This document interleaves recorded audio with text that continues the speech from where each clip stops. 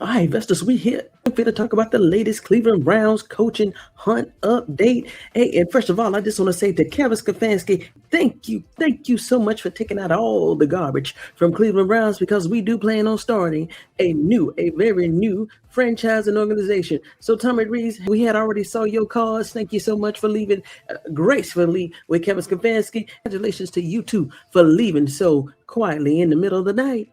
But Kevin Stefanski, Tommy Rees, and the Atlanta Falcons fan base and Atlanta itself is waiting for you to get down there and pull that mockery and that foolery that you was attempting to do up there in Cleveland, that you actually did in Cleveland. Welcome to the South. I'm going to be first to say welcome to the South, but you're going to be in a rude awakening. Atlanta, Georgia, and definitely Atlanta.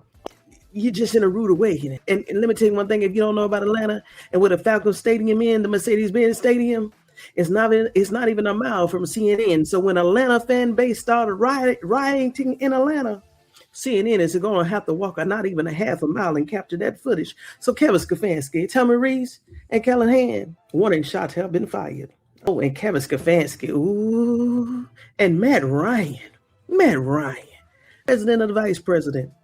A move that you just made egregiously against the state of Georgia, Atlanta, Georgia, Augusta, Georgia, Burke County, Savannah, Calhoun, Douglasville, who else? Decatur, McDonald, Villa Rica, and all them other places. Oh, and Carrollton, Georgia.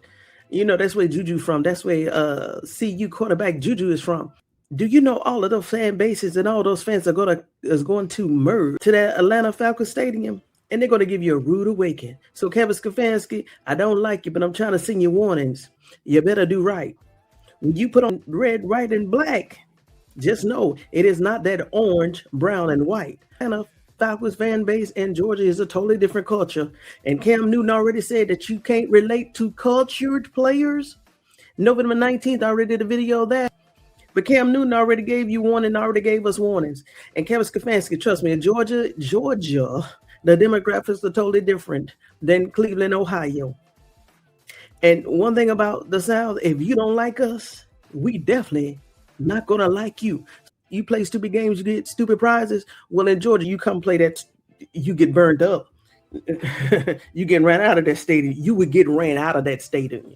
And guess what? It's a dome. So them cheers and them clouds, them cheers and that noise is going to amplify. You would have to have security escort you outside. Oh, yeah. So we have lost a few coaches out of the Cleveland Browns head coach race. We already knew this was going to happen. I didn't think it was going to take this long, but we do have some updates. So we already know Tomlin. Tomlin is not an option. Tomlin knows, and I already discussed it in my live about a week and a half ago. Tomlin, the Steelers old rights, quote unquote, rights on Tomlin. So in order for any team to sign him, that team that's interested in Tomlin would have to give up a major trade or major trades in order to get Tomlin. So Tomlin is going to sit out the next year. Tomlin, I salute you. Do that. Take care of self. You've been coaching for 19 years. You have won. You is the winningest coach in NFL history. Take time off. Enjoy your family. Enjoy yourself. We found out that he has a daughter that is a Georgia Bulldog. Hey, so Tomlin loves Georgia. And I really thought the Atlanta Falcons, that would have been a good fit for Tomlin to come down here. But guess what? Who knows? Kevin Stefanski get in there, probably won't even last a whole season. And guess who's going to come knocking on the door? Ooh, the Atlanta Falcons, with Tomlin already having roots in Georgia. So Tomlin is out of the picture. We already know John Harbaugh already got hired. He's at the Giants. The Steelers have already hired McCarthy, so he's gone. I really liked him as a potential hire, but that's not the case, so we got to keep moving on. Who is left? So we have Monken. He doesn't have any head coach experience. I don't know. I know Sanders only have 3 more years on his rookie contract. I don't want an OC to come in here and use this as opportunity to get head coach experiences, such as Kevin Stefanski. We saw how that worked out. Yep, Kevin Stefanski did not have any head coach experience before he came to Cleveland Browns head coach. So we already know that. If you didn't know that, boom, I just shocked you. That's the only other team that Kevin Stefanski was associated with was the Minnesota Vikings. And the Cleveland Browns is going to be a whole nother totally different team as long as Andrew Berry gets his head coach pick right. So I think, so this is me talking, if they can't hire Scheelhaase if they can't hire Udinski, because Udinski is also another OC. I can see Monken taking that place. So he was John Harbaugh's OC for the Baltimore Ravens. So my thing is, if you can't get Harbaugh, once you get the guy that called the plays for Harbaugh, and that is Monken. So he is a very viable possible choice. Okay. And then we also have Scheelhaase. I see him as definitely as a possible hire. But one thing about it, even though he has the experience, that doesn't mean he has the personality that's going to get along with Shedeur Sanders and the rest of the team. So we definitely should see what happens. Udinski. Now, I know Udinski is an OC, but I would take him as head coach. I know it sounds like I'm flip-flopping, but listen out. Listen why I say that. Listen to why I say that. The reason why I say that, because Jacksonville chose Travis Hunter.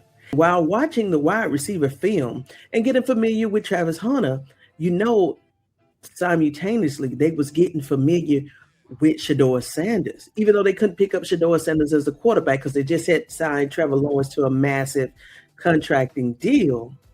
They still know who Shedeur Sanders is. So while watching Travis Hunter, of course, they was watching the quarterback going Travis Hunter the ball, and that's Shedeur Sanders. So if you grant Udinski was familiar with Travis Hunter, he was definitely familiar with Shedeur Sanders.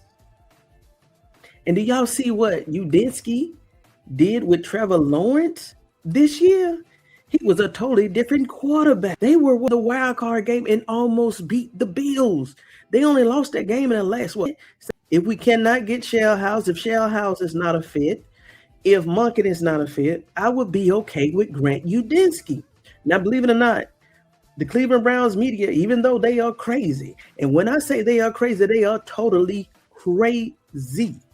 Because as of now, they still unhappy. They still unhappy with 5-12 this year, and they still talking that Shedeur Sanders is not the answer. They are still hollering anyone besides Shedeur Sanders. And Cleveland, baby, I told you, you need therapy and you need some pharmaceuticals because, hey, if Shedeur Sanders is there, we expecting a winning record. I know you may be comfortable with being a winless team and having some stuff to talk about, and you got 19,000 years under your belt of just having something negative to say about the team and the quarterback. But see, that's the issue. When Shedeur Sanders came in and started playing and winning games, even with that atrocious O-line, you didn't have nothing to go in your back pocket and pull up some of them old notes and some of them old tropes and narratives that you used to hang your hat on and used to hang your job on. So, hey, yes, you're gonna have to do work, and you have to start coming up with some positive narratives, because guess what? If Andrew Berry go ahead and hold up true to what he's saying, we're gonna get that O-line. And guess what? Grant Udinski, a Monken, or whoever they hire to come in as the OC, because Tommy Rees is gone, no matter who the head coach is. Now, I can't say that. But whoever's that head coach and that OC that comes in, Andrew Berry and the organization would have picked apart that candidate just to make sure that they do have Shedeur Sanders and the Cleveland Brown offense in their best interest. Put them in the best situation at all times. Okay, it is what it is. So that's who I'm picking. Jim Schwartz, I already heard the Jim Schwartz, and just keep him as DC. I would say Andrew Berry, go ahead and beef up his current contract, modify it, give him some more money, but keep him as the DC, because if he moves to head coach, that means somebody else got to come in as a DC. And I like what I saw in the defense. I'm sorry. Before week 10 or 11 or 12, we were number 1, number 2 in the league. And after that team saw that we wasn't going to win, they started, giving up. Even though Myles Garrett broke that sack record in week 18, between 10 and 18, the defense was different. They was letting any and everything go.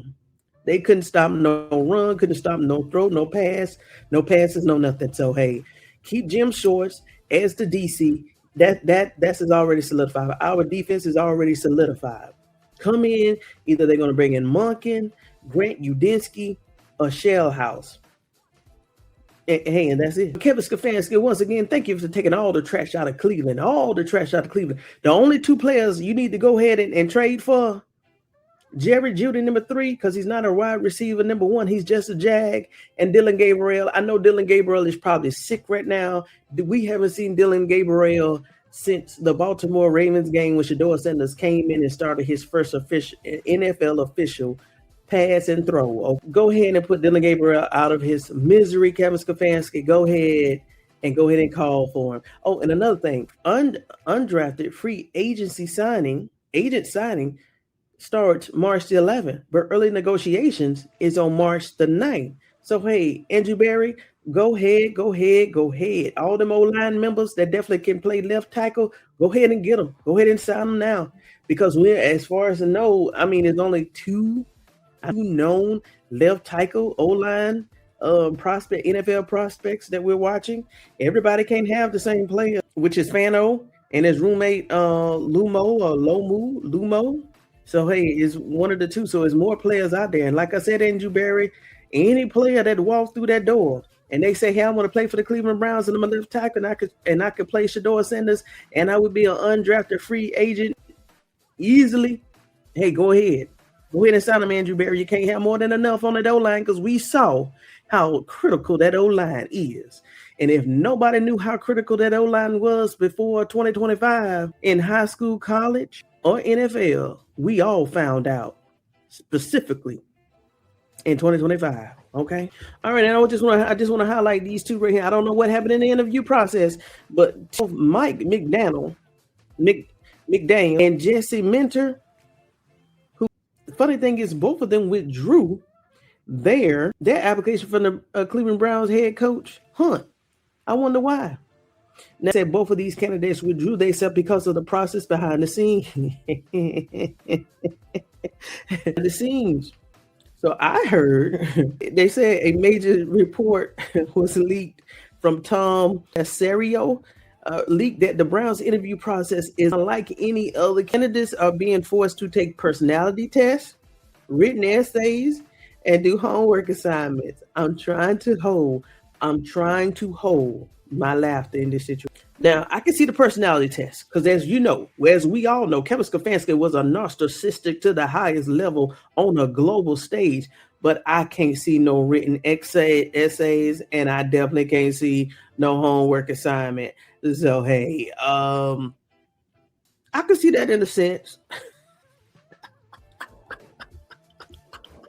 But homework assignments and written essays, if I'm already a head coach, and yeah, even though I know that I've been fired, that means that I was not good at my last organization, but my resume would be all the written assignments and homework assignments you ever could ask me to do. If my resume isn't good for you and my interview with you, the Browns front office, and especially if I say, yeah, I love Shedeur Sanders and I can work with Shedeur Sanders, and if that's not a good, and yeah, I'll take all the personality tests you want me to. However, I'm not doing no homework assignment and I'm not doing no written essay because my goal right now in the offseason is to be working on play calls for somebody else's team who knows who they want. Now, maybe the Browns already know who they want and maybe they're waiting for a particular candidate to be available because from what this source says, who is it? They cannot interview Nate Scheelhaase. Damn, I tore his name up.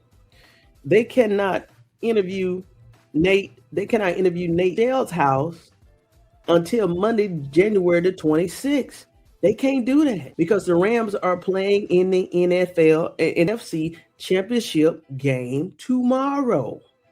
So if they've been throwing up a lot of, these challenges and a lot of these unnecessary requests because the guy they really want is still in the playoffs, I can see that. Andrew Berry, if that's what you're doing, I can see that, especially if that's, and I like Nate. Nate is young. My only thing about it, if they win that game tomorrow night and they go to the Super Bowl, Nate may not be available, if you get what I mean. Hint, hint. Hey, blame it on the time zone. Don't blame it on me. Don't blame it on my notes, my drink, or my vest, because I got that wrong. But Nate is the Rams pass game coordinator.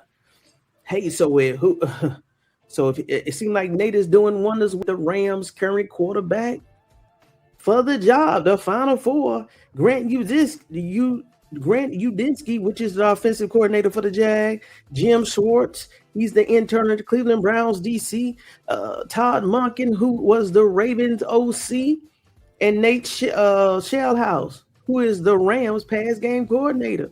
So guess what? We don't have a head coach. We don't have a candidate that's coming in with head coach experience. So it is what it is. So, hey, scratch everything I just said. All of these candidates are just OCs. So the Cleveland Browns, they're going with, you know why I think they're going with an OC instead of hiring a head coach? Because the cap is not there. I need to research. I'm pretty sure those funds come out of the same pot. So maybe that's why they couldn't get a McCarthy. Maybe that's why they couldn't get a John Harbaugh. Maybe that's why they couldn't get McDaniels, because they can't pay them their worth because they have head coach experience. But they bring in an OC with zero head coach experience, they can offer them lower money. So maybe that's what it is. So Andrew Berry, if that is the plan, I can see that. Because the funding, Deshaun Watson is still on the book, so I totally understand that. And Kevin Stefanski, with him getting hired from the Falcons, he only has saved the Browns $5 million. They still have to come up with some money to pay the incoming head coach, the incoming OC. This is the title, so it is what it is. In terms of legalities, the Cleveland Browns have not met the Rooney Rule yet. They need 2 in-person minority interviews. Bengals withdrew his application. They have no minority interviews on record. So Andrew Berry, so this is what you should have been doing. You should have already been interviewing minority candidates. You could actually do those virtually. Unless this report is wrong, unless you have done some minority interviews in the background, Andrew Berry, come on now. You could have already done this. So really, Cleveland has frozen themselves out of hiring anyone as of now. So we shall see. So, all right, investors. So until then, make sure you get your nose, your drink, and your vest, because we vested up, and I'm so glad to be back talking to my investors. So I'll talk to you later, all right? Look out for that next video, and make sure you like, subscribe, and comment on this video. And if you're coming across this video for the first time and you like Tony Talks Vested Up, go ahead and subscribe to this channel. And if you didn't like this video, I'm pretty sure it's going to be another video in the future, or one of the videos in the past that you did like or you will like. So go ahead and subscribe so you make sure that you get first access to those videos. All right, investors, I'll talk to you later.